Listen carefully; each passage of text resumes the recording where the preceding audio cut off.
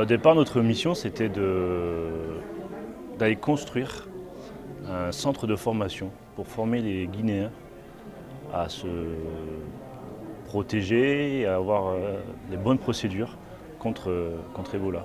On a eu un très bon accueil au départ, puisque le centre qu'on a créé, le centre de formation, se trouvait dans une caserne militaire et on était très bien accueillis. Des locaux qui avaient un peu besoin d'être nettoyés, quoi.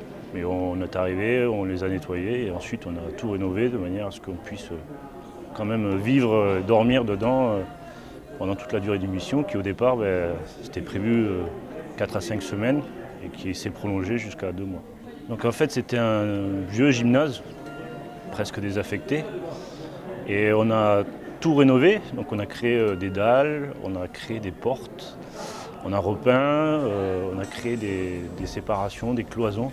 Et en fait, au final, on a créé un outil pédagogique pour les Guinéens, pour qu'ils puissent, eux, se former à se défendre contre Ebola avant d'être renvoyés dans les vrais centres de traitement Ebola au contact des vrais malades. Donc ça se situe à Manéa, c'est environ 1h30, 2 heures de Conakry, de la capitale. Quand on a eu fini, ils commençaient les premières formations, c'était environ une vingtaine de personnes.